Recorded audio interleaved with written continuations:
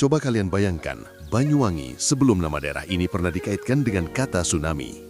Sebuah wilayah paling timur Pulau Jawa, tempat matahari seperti bangun lebih awal dibanding daerah lain. Julukan The Sunrise of Java bukan sekadar slogan pariwisata, tapi gambaran nyata tentang ritme hidup masyarakatnya.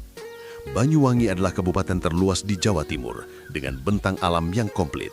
Pegunungan, hutan, persawahan, hingga garis pantai panjang yang langsung menghadap Samudra Hindia.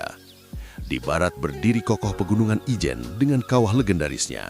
Sementara di selatan terbentang laut lepas yang tampak tenang, namun menyimpan energi besar di dasar bumi. Masyarakat Banyuwangi hidup berdampingan dengan alam sejak lama. Sebagian besar menggantungkan hidup pada pertanian, perikanan, dan hasil laut. Desa-desa pesisir seperti Rajek Wesi, Pancer, Lampon, dan Gerajakan bukan sekadar titik di peta, melainkan ruang hidup tempat keluarga dibesarkan, tradisi diwariskan, dan laut menjadi sahabat sehari-hari. Secara budaya, Banyuwangi dikenal dengan identitas Osing yang kuat. Bahasa, adat, dan kesenian seperti gandrung menjadi denyut sosial masyarakat. Hubungan antar warga relatif dekat, satu kampung bisa saling mengenal lintas generasi. Dalam keseharian, laut bukan sesuatu yang ditakuti, melainkan sumber kehidupan. Nelayan berangkat dini hari, pulang sore, anak-anak bermain di pesisir dan rumah-rumah berdiri cukup dekat dengan garis pantai, karena sejak lama laut tak pernah menunjukkan tanda bahaya. Pada awal 1990-an, mitigasi bencana belum menjadi pembicaraan umum. Tsunami masih dianggap peristiwa jauh, sesuatu yang tidak mungkin terjadi di Jawa. Secara topografi, wilayah pesisir selatan Banyuwangi relatif rendah, tanpa penghalang alami yang signifikan. Namun kondisi ini belum pernah dipandang sebagai risiko. Semua berjalan normal, terlalu normal, hingga tak ada yang merasa perlu waspada. Dan disinilah kisah ini mulai bergerak. Karena ketenangan panjang seringkali membuat manusia lupa bahwa alam menyimpan cerita lain yang belum dibacakan. Pertanyaannya, apa sebenarnya yang sedang dipersiapkan bumi di balik ketenangan Banyuwangi saat itu? Jawabannya akan kita temukan di bagian berikutnya.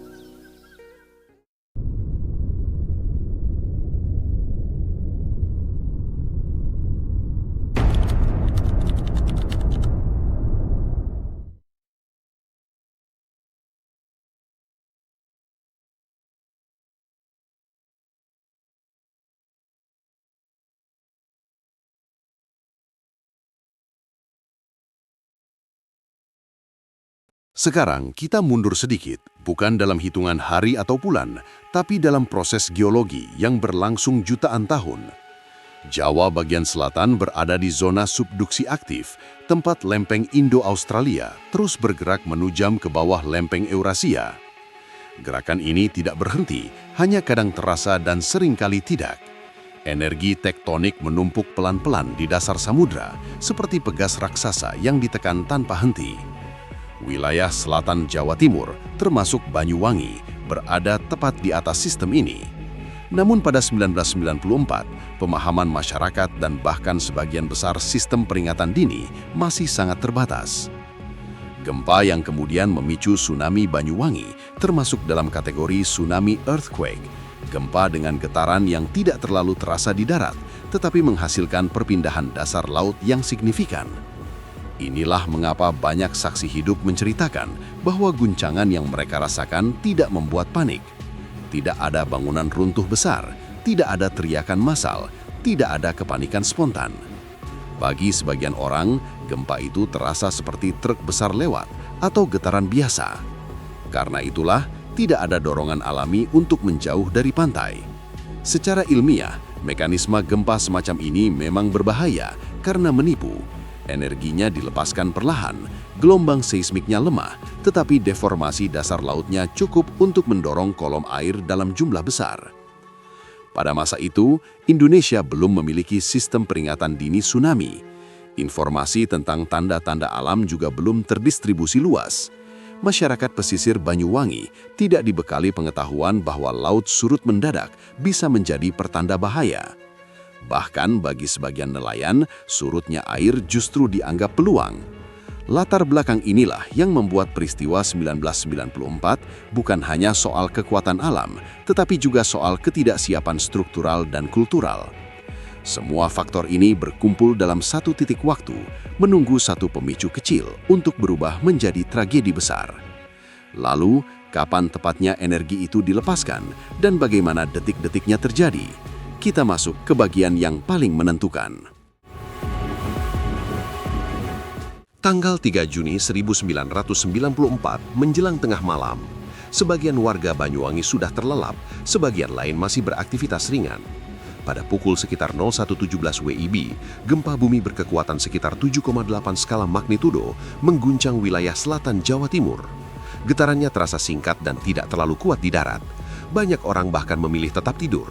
Tidak ada peringatan, tidak ada sirine, tidak ada pesan darurat. Laut tampak biasa saja, setidaknya untuk beberapa menit pertama. Namun di dasar Samudra Hindia, dasar laut telah bergeser, mendorong massa air dalam skala raksasa ke arah pantai.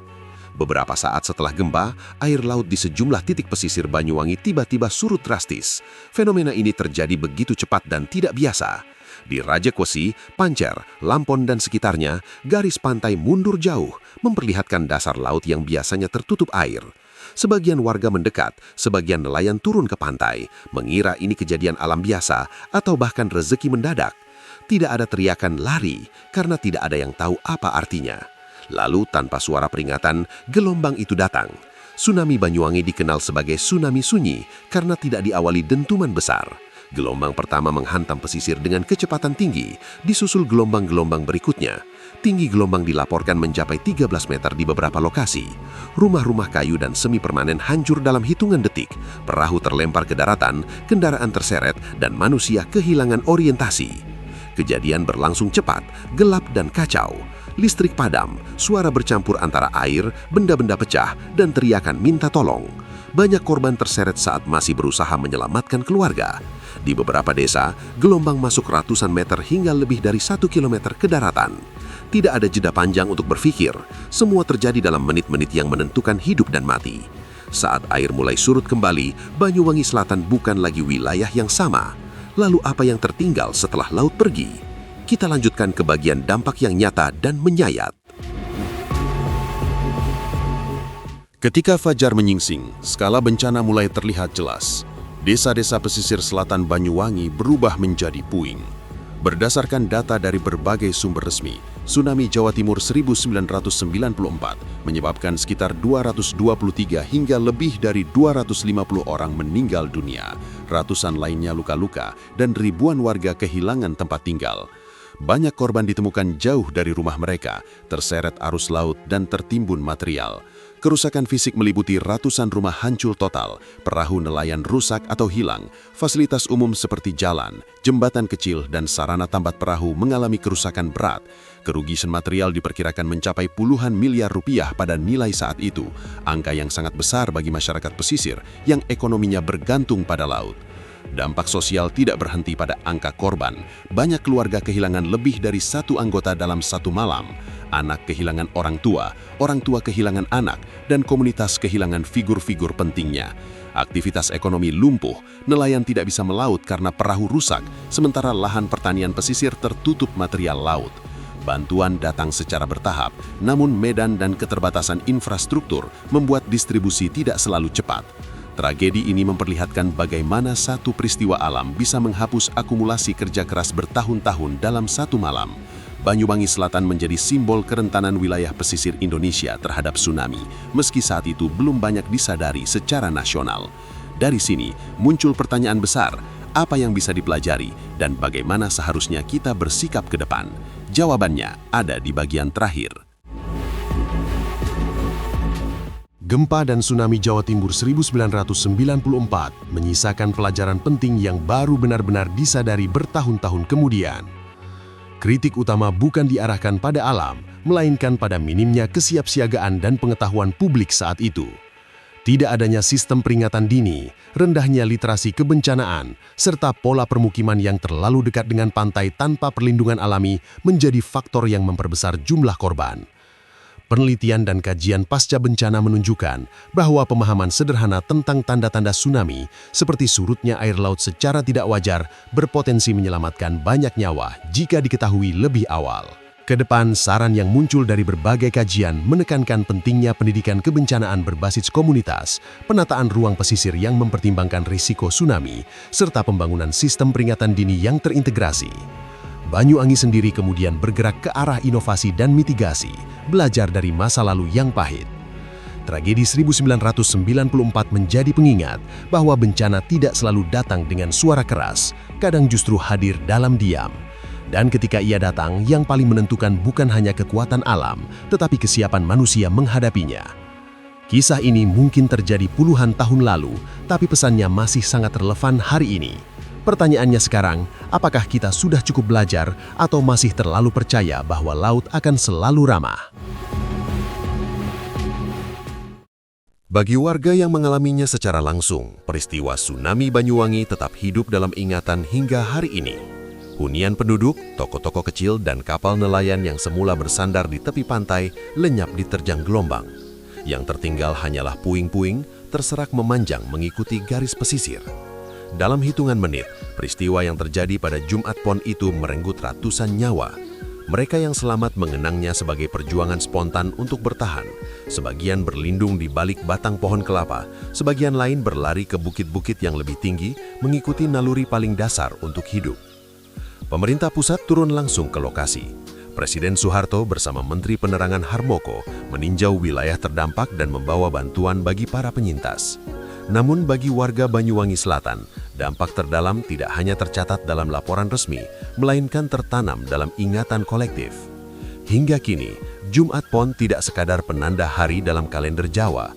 Ia menjadi hari doa bersama, hari hening untuk mengenang, dan hari ketika nelayan memilih tidak melaut, sebuah bentuk penghormatan terhadap laut yang memberi kehidupan, sekaligus pernah mengambil begitu banyak darinya. Kisah Banyuwangi mengajarkan bahwa bencana bukan hanya soal kekuatan alam, tetapi juga tentang ingatan, kebersamaan, dan cara manusia berdamai dengan masa lalu.